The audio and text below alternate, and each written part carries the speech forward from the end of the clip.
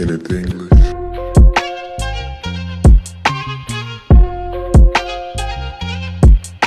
Welcome back, friends, to the MQ Network. I'm Will Hemme, owner, operator, and everything else. Well, today I'm going to be driving home, just clocking out. 3-day weekend as normal. I'm a trucker.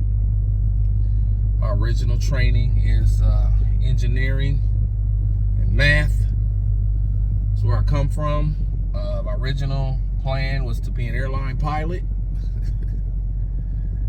I love airplanes. I've been an aviation nut. I'm still an aviation expert, but I've been an aviation geek since single-digit ages, 4 or 5. I've always loved planes. No matter what, I would hop in a plane and lose my mind anytime I got to go anywhere. My mother works for American Airlines, so we flew a lot. Non-rev, of course. Free tickets, standby seats. That means waiting at the gate till the last customer was on, and then they tell you whether or not you can get on. And then getting a good seat was even harder to do. But if I didn't get a window seat, I cried as a little child. That was my whole thing. I'd be on that plane, looking out that window, watching the wings work, watching things on the ground get smaller. I needed a window seat. Sometimes I get stuck in the middle. In fact, one time we flew to Hawaii. Pan Am 747. That's how old I am. This was like in the late 70s. Pan Am 747 to Honolulu. They give me seat, what was it? E?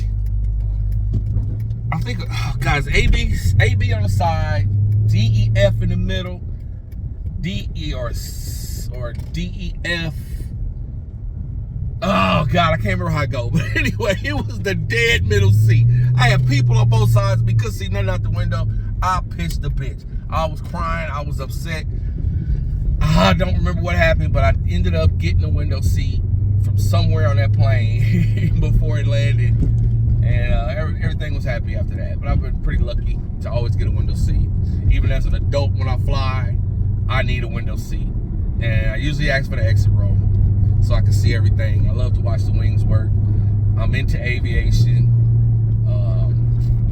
And that was where I started. I started out being just a plain av geek. I had every magazine I could get on the aviation and commercial aviation industry. Family's all Air Force. Got one Marine and one Coast Guard. But everybody else is Air Force. I was gonna be Air Force. I went out for the Air Force Academy. Got in, but the school was filled up for that year, so I qualified a little too late in the game. So I went and tried the second year. This is like right after high school, right? Second year, qualified again, got my appointment letter, all of that. Same thing, filled up too quick. And I said, you know what? I'm young, I'm stupid. I don't think I want to be in the Air Force for 12 years after my tour is done or after the school is done. I don't want to do the 12 years I got to do.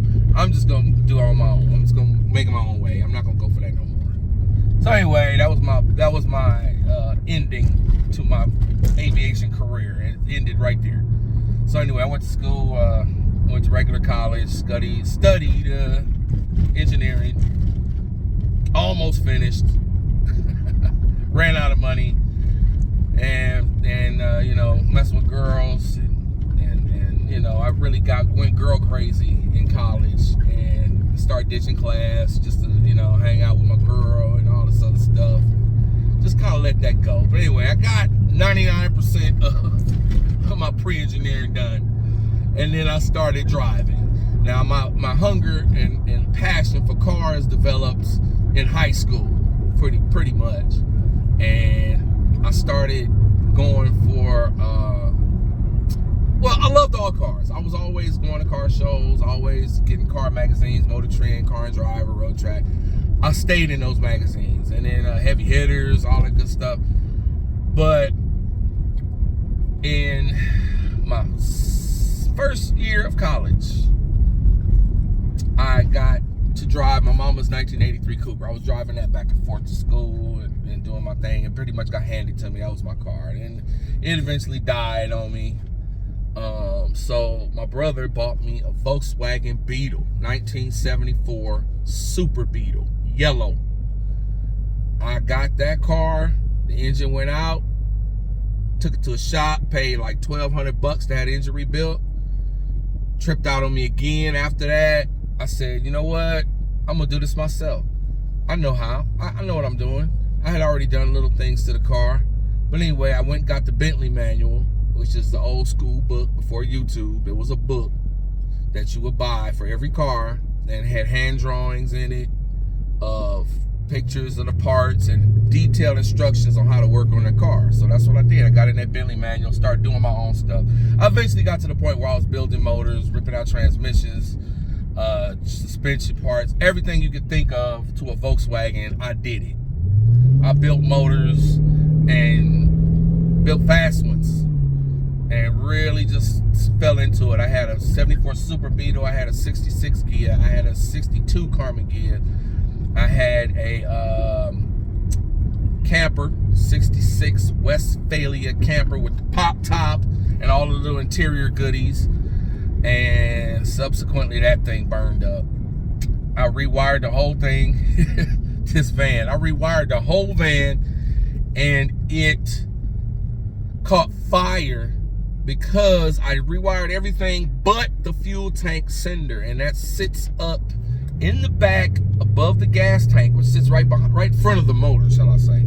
The gas tank sits on a shelf in the back of the car, and there's a little area, a little layer of space above the gas tank, and the fuel cinder sits right there on top of the gas tank, you know, the top of it, and there's a wire that goes to it. Well, I never rewired that, never fixed it. So I think the tank leaked some vapors. I filled it up Thanksgiving Day, 1996.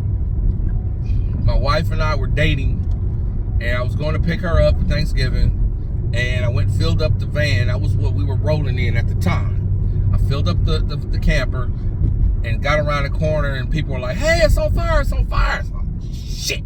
Pulled over, got out. I knew exactly what it was. And so I watched it burn to the ground.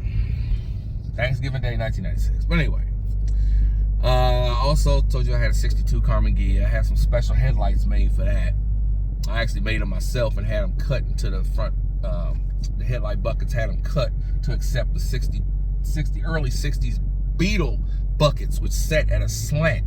Carmen gear headlights sit straight up and down. So anyway, these buckets set at a slant, gave me a lot of room to work on headlights inside. That was my first time putting together headlights. I had a set of yellow and white fog lights. I mean, one side was yellow, one side was white, and they were bright as hell, halogen. There was no HID at the time. This is like right in there, right in 95, 96. But anyway, I put them together, and it was hot. I even have a picture of it, but either way, you can see that on my Instagram. That picture's in there somewhere.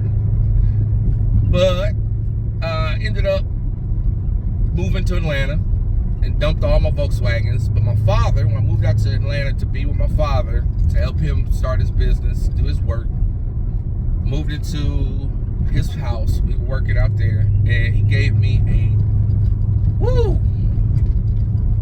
1988 Golf 2 4-door water cooled. First interaction with a water cooled engine at that point. Tuned it up, air intake, little things, you know, here and there. Got it tight, whatever. I drove it. Then when I started making a little money, I went out and bought me a 1995 Golf. So I was a Volkswagen nut. So I bought me a 1995 Golf Sport. Rode that for a while. Oh shit! I thought you was stuck. Anyway, show rear cam. Anyway, I bought this 1995 Golf. It was hot, loved it. When I came back to LA, I bought that from Timmons on Cherry. Timmons VW. Shout out. And rode that. Never did any engine work to it, but did everything else, you know. Chip, intake, exhaust, rims, suspension, all that good stuff, right? New speed, all of that. Then, let's see, I moved on up to the Audi. I went in November of 2006. I went and copped the 2007 Audi A4 manual 6-speed turbo 2.0T. Grabbed that from Beverly Hills Audi in Beverly Hills. Loved that car. It was quick. I leased it. Had it for 2 years. It was hot. It was all-wheel drive, stick. Enjoyed it. Tuned it up. APR tuned. I dropped it. I put some 20-inch Carlson replicas on there. Because, you know, Carlson wheels are for Benz, and the Benz and Audi wheels are interchangeable. So, I had staggered Carlson wheels on that. It was looking nice. Got a picture on that on my Instagram, too. When that lease was up, the economy was crashing. It was 2008, so I ended up not buying it out. I thought I was going to buy it out. I had wanted a wagon, but I didn't get that. I just got the sedan because he made me a deal on it. Quartz gray. But when that was up, I had just touched for the first time a Chrysler 300C SRT8. The homie was a repo man, and he used to get these hot cars, and he would call us and tell us, me, Lance, and Scooter, we would go roll.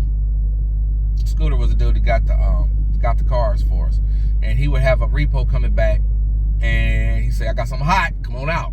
He came up with this 300 SRT8, old school, original, 2006, right? I said, okay, I gotta see this. So I would put $40 worth of gas in that thing, and we burned a bunch of 30 seconds off to the back tires. I was hooked. I needed some Mopar in my life. I needed a big, juicy V8. The 2.0T ain't cutting it. I sent back the Audi and copped the Jeep, the SRT8 Grand Cherokee that we see in all my videos on YouTube. Copped that and been in it ever since. Now, I have a wife at this point. I have children at this point. We rolling around in a Golf and 95 Altima, my wife's car. I know. So right now I got rid of the Golf. Got me a. So I got the Golf. Got rid of the Golf. Got the Audi. And then we got rid of her Altima. Got a 2004 Rendezvous. Yeah, bomb on the inside. To own it, great. Piece of shit. Transmission is no good. It was underpowered. It was slow, but it was comfortable, and I put some 22s on it. It looked good. I had the best looking Rendezvous I'd ever seen. So we're gonna leave that how it be. But when that thing finally got old, I said, okay, I love my SRT8 Jeep. We are gonna go look at the Magnum. Now we had rented an SXT. A white SXT we rented for some reason. One of the cars was down. Rented it from the airport at LAX and fell in love with that wagon. Okay? Okay, I'm getting an not an SXT. I'm getting an SRT8. We're going to get the SRT8 version. It's going to be strictly SRT8s in this household because I know how I feel. And this XXT ain't getting it. So, gave back that rental. Okay, we're going to find her car. We got a silver Magnum SRT8 2006 with 13,000 miles on it. Belonged to a firefighter in Sacramento. I flew up there, JetBlue, drove it back. That was it. I was in love.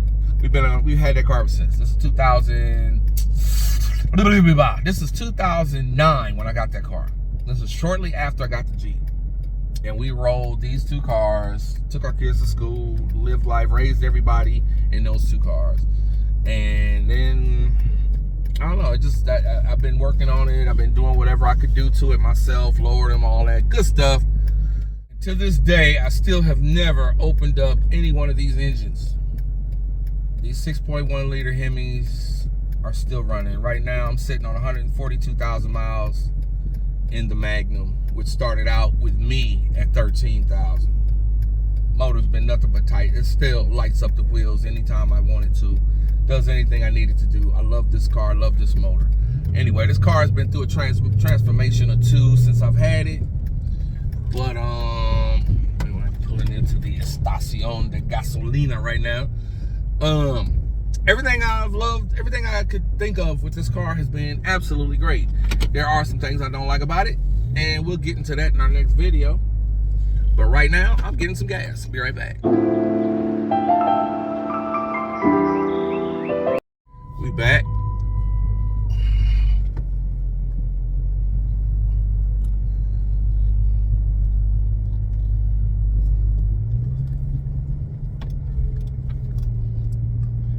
Navigating through this gas station.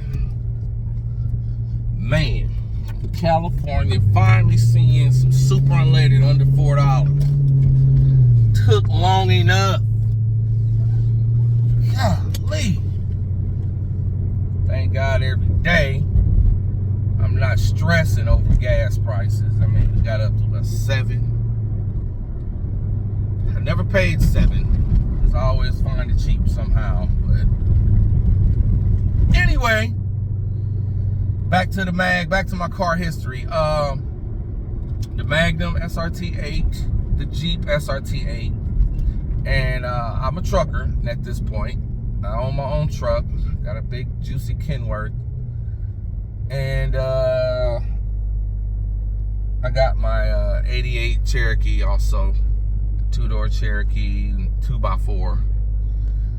I also got my daughter a 2012 Jeep Liberty Limited 4x4. Everything on it, loaded. That's the way I like to buy my cars. So anyway, sitting on a few cars right now at this point. And before I got the Kenworth truck, I had a Volvo.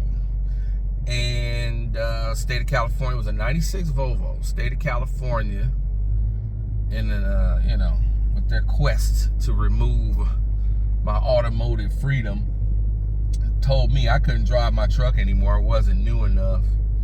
It was too old to be on the roads of California for the air. So I dumped that, and for a while, you know, money wasn't right. Everything wasn't really good, so it was a bad time, and I couldn't really find another truck to get into at the moment. So I said, screw this, I'm gonna do Uber.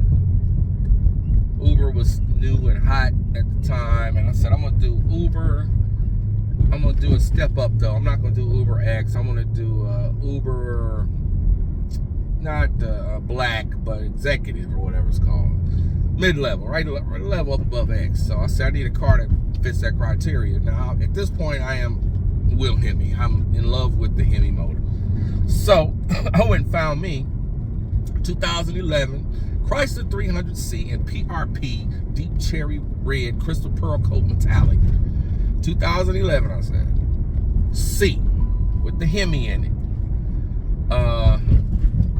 Went and found one, full panoramic roof, fully loaded, beige interior, all of that. This would be perfect for the plus level or whatever it was I was driving, right? So I went and copped that, drove it, Ubered it signed up with Uber and Lyft. I rolled out for like a couple of months. And man, the gas was eating me alive. I just couldn't make no money. I couldn't make no money on that car. So I rolled it and I decided, okay, screw this, I'm getting me another truck. So I went and got another truck, but I love that red 300C so much. I said, I'm keeping it. This is just gonna be part of the family now. So now we got 3 Hemis to roll. And that's what we did. We rolled 3 Hemis. You wonder why I got so many cars sitting in my house. That's how it happened, okay? It wasn't intentional. Rolling that 300C Hemi, messing with it, you know, I did little details to it, this, that, and the other thing. But I have always been a fan of the 300 SRT8, the 12 to 14 style. Always been a fan. Since they came out, I've loved them. And I said, you know what? This 300. Now, mind you, my 300 5.7 had developed a small tick in the motor. Some of you may know what I'm talking about. But it started making a little noise, and I couldn't figure out what was wrong with it. Tried everything I could, messed around with it, took it to the shop, this, that, other thing. Well, we decided that it was a lifter. getting ready to go. Didn't have any misfires or anything yet, but it was just kind of making a little noise. So I said, you know what? I'm trading out of this bitch. I'm not going to replace a 5.7 when there's bigger, juicier, better things out there. So, traded that in for my 2012 Chrysler 300 SRT8, also in PRP, deep cherry red crystal pearl coat metallic, with everything on it, panoramic roof, all black interior, because that beige was giving me heart attacks. It was just going bad real fast. Thank God these SRTs come in black. Love it. Got a hold of that car, and the one I got already had a Borla exhaust on it, which was just lovely. Went and took it for a test drive, and I was done. In love, snatched it, and the rest is history, man. You know, I've done little things to it. Didn't have to lower it. The only thing I did to it so far was put the wheels on it, upgraded the brakes to 6 pistons, as you know. Did that on everything, by the way. Upgraded to the Brembo BR7s all the way, you know, in front. Already had them in the back, so it was cool. I upgraded. I did some maintenance work and upgraded the inside parts a little bit, front end parts a little bit better than they were before. Now that 300 SRT8 PRP also developed a lifter issue last April. But this car being worth something, car was damn near $30,000 when I bought it, with 56,000 miles on it. So this car was going under the knife. So I bought a brand new motor. It's all mine from the factory, from HHP, High Horse Performance. They have brand new factory stock motors. Brand new 392 going in there, and it's in there. And I love it. I'm riding on it now. It feels better than the old one. It's got the upgraded lifters, except that it is not an MDS engine, because this engine was one destined for a 6-speed Challenger, for a manual shift Challenger. They don't have MDS, so that's one less headache I have. And I was, like I said, we got upgraded lifters since 2017. I think they upgraded the first time, then they upgraded them again in 2019. This engine was made in 2023, so it's got the full fail-safe lifters in it now, so I ain't got to worry about that mess. But anyway, the motor's tight. I'm probably going to throw a Vortec on there. You know what I mean? A centrifugal charger, because you can do that with a 392, and it ain't bad. It ain't going to kill it, because it's not really a high boost motor, and it's not high boost at the low end when the engine's not spinning fast. So anyway, that's soon to come. Pro Charger soon to come. What else have I done to that car? Oh, I upgraded the headlights, because the headlights are crap. Even though they're HID factory, they're still crap. I could not upgrade them enough. I wouldn't buy Morimoto bulbs. I bought LED conversion bulbs that go in the HID plug. They were all trash. So I ended up buying a set of headlights that were a little different than factory. And I've opened them up, put in the Brightune hyperboloid laser LED projector units, and they blast the light like a Tesla, like a BMW, like an Audi. I'm all over the place with my high-powered, high-end lighting system. And as a matter of fact, I'm putting those same exact projectors in my Kenworth, because the lights on the Kenworth suck. And I'm about to do that. There will be a video about that. But for the most part, that's it on those cars. I think, well, I upgraded the tail on the 300 to the 15 plus larger tail. It's got a bigger rake to it. It sits up a little higher. Looks a little bit better than the 11 to 14 tails. Well, 12 to 14 tails. I don't think the S ever got that tail on the 11. No, I think it was an 11S. I can't remember. Let me know in the comments if there was an 11S and what kind of tail it had on it. But let's see, my homie Big Sid gave me the carbon fiber trunk hinge covers. Man, them things get compliments every time I open up the trunk. Looks like bombs. See, my homie Sid was the cover car for True Fiber with his 11300C. We used to hang out together. We roll out together in our 300s. It was bomb. And if you ever see the ads for a True Fiber, there's a silver 300 that they put everything on, and that was his car. He got it all with the SEMA with it, everything. You know what I'm saying? Shout out to my homie Big Sid. Now, yeah, that was it. As far as cars go, that's as far as I've gotten. I haven't given you the details on the Magnum or the details on the Jeep as far as everything I've done to them, but that's neither here nor there. You follow me. If you follow the videos, you see a lot of that stuff that was done to them. The rebirth, the Magnum, Jeep business, 300 Love Life, starting to cover the 300 now. Little things here and there, just basically for the love of it.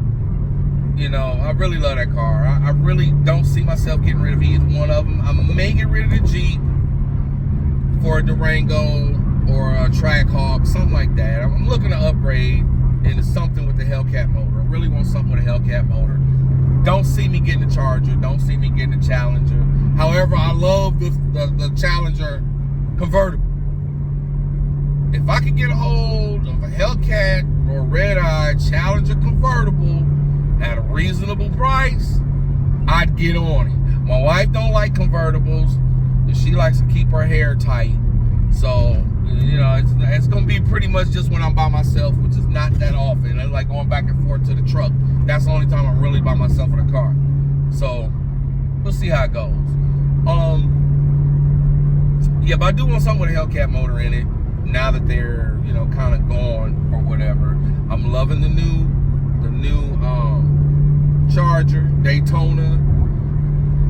I'm not really feeling the EV, but I'm feeling that 500 Hurricane, 500 horsepower Hurricane. Now, I mean, the transmission that they're gonna put in there is not the one that can handle more than 500 or 600 horsepower. So we're gonna have to get us a Hellcat transmission to put in there, and we can do some things. We can do some things with that twin turbo.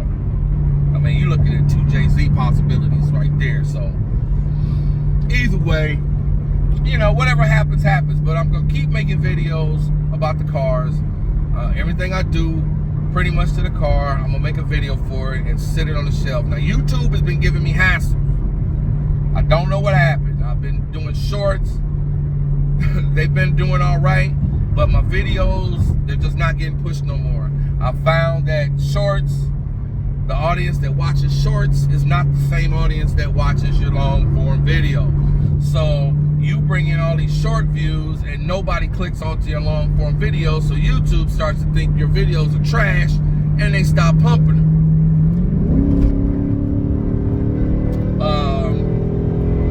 Excuse me.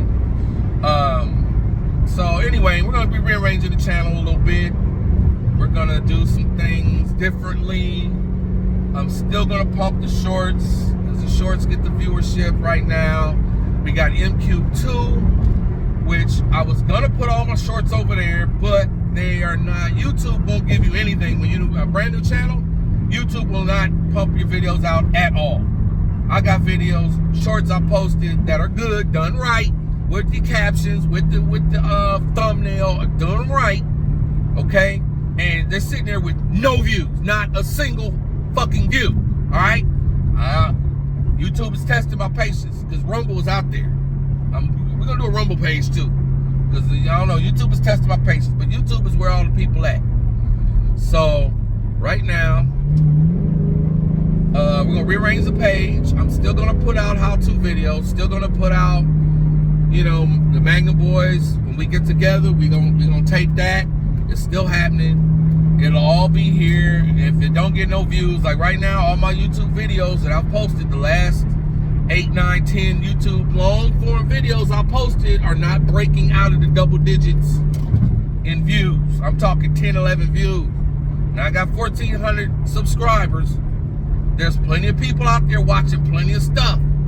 Now, I don't know what it is, but we're gonna do what we gotta do. We're gonna make this channel work. Now, I'm not in this for the money. I don't make my money from YouTube at all. I don't make any money from YouTube. My channel's still not monetized, okay? I don't have the viewership. I don't have enough hours of viewership, so my videos are still not monetized. And even if they get monetized, I know the money comes in slow and short. It's not enough to change anything.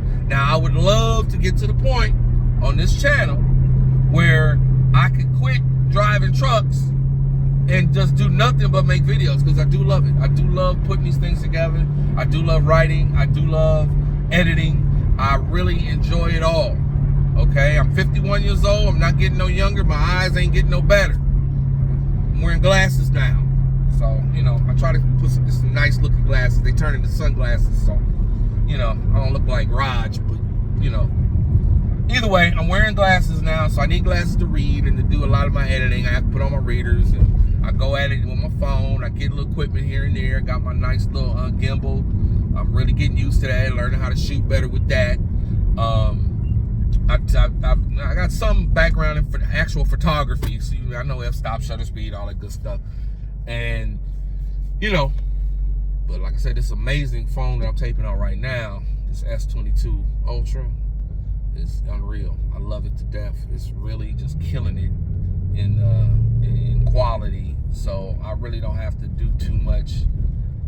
You know, I don't have to go out and buy no expensive video cameras, no expensive still cameras. This thing is amazing, amazing. All right, my Note 10 was amazing too. I still shoot from that. When I need multiple camera angles, I still shoot from this and from my Note 10. So we're gonna keep pushing it along. Like I said, I'd love it if you share this page, if you keep things going to where I can actually stop working. Good. I go out and buy a Demon 170, start making videos about that, you know, something like that. I would love that. But for now, I'm just chilling. I'm a father of two. My girls are old now.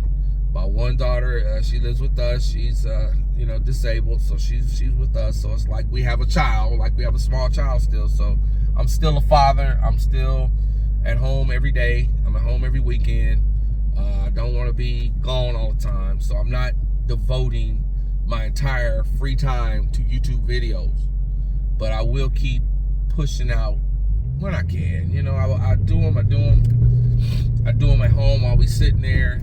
You know, I go to the bathroom and edit. You know what I mean? Whatever. And I turn out what I can turn out. And I'll give you what you want.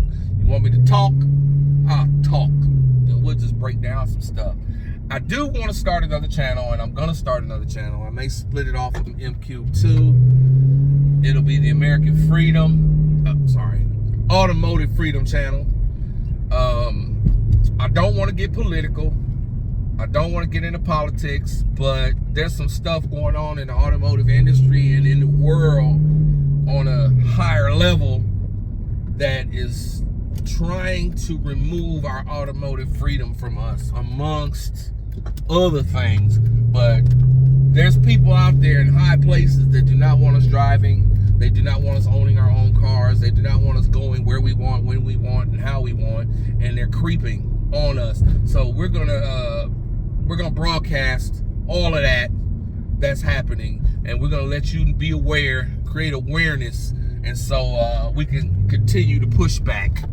Because I was raised in a younger era, well, I say older era, where your car was your freedom. As a young boy, as a young man, the first thing you wanted in life was your driver's license, so you can get out the house. You can go do what you gotta do, all right? And I get freedom every day. I get out on the road and I'm free. I cannot work in one place, in one office building, in one room all day with the same people. I want freedom. I'm out there on the road. I have a route. True indeed, I have places I'm supposed to go and handle business I'm supposed to handle. But basically, I'm on the road, I'm free.